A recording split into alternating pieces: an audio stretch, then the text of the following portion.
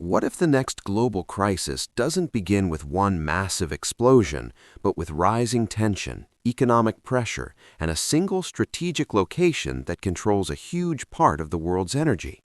Right now, tensions between Iran, the United States, and Israel are increasing rapidly. We are seeing missile strikes, drone attacks, military warnings, and strong political reactions.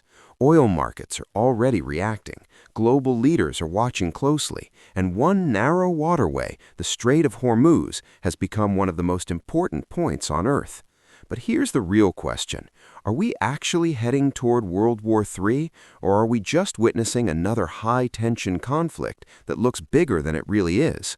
And more importantly, how does this situation affect your daily life, your money, and the future of global stability? Let's break it down clearly, calmly, and based on real facts. Recently, a temporary 2-week ceasefire has been announced, but this doesn't mean the conflict is over. First, let's understand what is happening right now.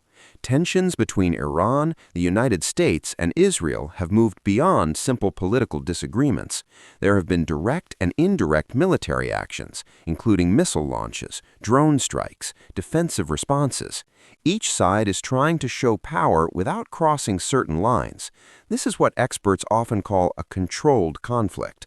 But the risk is always there, because when powerful countries are involved, even a small mistake can lead to something much bigger. These countries are not isolated. They are connected through alliances, global politics, and military partnerships. That means if the situation escalates, more countries could get involved, turning a regional issue into an international crisis. Now let's talk about why this specific region matters so much. The Middle East is not just another part of the world. It is one of the biggest sources of energy, especially oil and gas. A large percentage of the world depends on this region for fuel. That fuel powers cars, planes, factories, and entire economies. If something disrupts this system, the impact is not local, it becomes global. And this is exactly why the current situation is so important. One of the most critical locations in this entire situation is the Strait of Hormuz.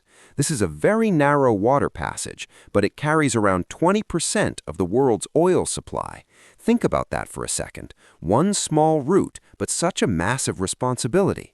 If this route is blocked, attacked, or even threatened, global oil supply can be affected immediately.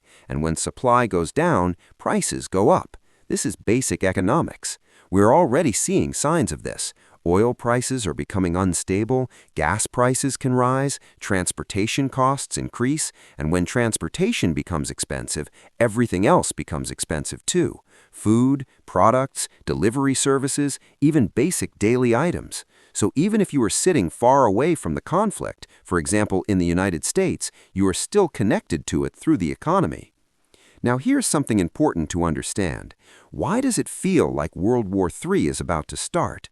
Why do so many people feel anxious when they hear this news? The answer lies in human psychology. Your brain is designed to protect you. It constantly looks for danger. When you repeatedly see headlines like war, attack, missiles, and conflict, your brain starts connecting everything into one big threat. It jumps to conclusions quickly. It assumes the worst-case scenario. This is called threat amplification. It is a natural survival mechanism, but sometimes it makes situations feel bigger than they really are. The truth is, not every war becomes a world war. History has shown us many intense conflicts that never turned into global wars. For a conflict to become World War III, certain conditions usually need to be met. Multiple global superpowers must be directly involved in large-scale fighting. Major alliances must activate fully, like large groups of countries joining sides. And the conflict must spread across different regions of the world, not just stay in one area. Right now, we are seeing serious tension, but we are not fully at that level yet, and that difference is extremely important. However, there is one factor that makes this situation more dangerous than past conflicts: nuclear weapons. During World War II, nuclear bombs were used only twice, but the destruction was massive. Entire cities were destroyed within moments. Now compare that to today. The world has far more nuclear weapons. They are more advanced, more powerful, and available in larger numbers. countries involved in global politics now have access to weapons that are many times stronger than those used in the past. If even one nuclear weapon is used in a modern conflict, it could trigger a chain reaction. Other countries may respond. Escalation increases. Control becomes very difficult. This is why nuclear weapons are considered both a threat and a deterrent. They are so dangerous that countries try to avoid using them, but their existence also increases the risk if things go wrong. Now let's ask some important questions. Do you think nuclear weapons prevent large wars, or do they make the world more dangerous? Are global leaders trying to avoid a full-scale conflict, or are they preparing for one quietly? And are we reacting to real facts, or are we being influenced by fear created by constant media coverage? These are questions worth thinking about. Let's also look at how this situation could actually turn into World War III. There are several possible scenarios. If major global powers like Russia or China become directly involved, the scale of the conflict would increase significantly. If the fighting spreads beyond the Middle East into other regions, it could become global. If critical trade routes like the Strait of Hormuz are completely blocked, it could trigger economic crises worldwide. And in the worst-case scenario, if nuclear weapons are used, the situation could escalate very quickly beyond control. These are real risks, but they are not guaranteed outcomes. Another important aspect people often ignore is cyber warfare. Modern conflicts are not just fought with missiles and tanks. Countries also attack each other digitally. Power grids, financial systems, communication networks, all of these can be targeted. A cyber attack can disrupt entire cities without a single bullet being fired. This adds another layer of complexity to modern conflicts and increases global tension in a different way. So what does all of this mean for you? Right now, the biggest impact is not a global war, it is economic pressure and uncertainty.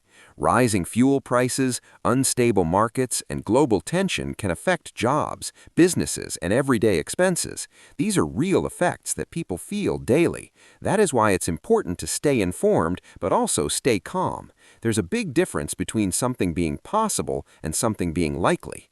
At the end of the day, global wars don't just start suddenly. They build up over time through escalation, miscalculations, and decisions made by leaders.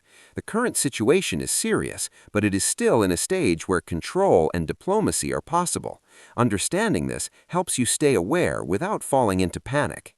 So, now the question comes back to you. Are we truly heading toward World War III, or are we just witnessing another intense but controlled conflict? What do you think about this situation? Share your thoughts in the comments.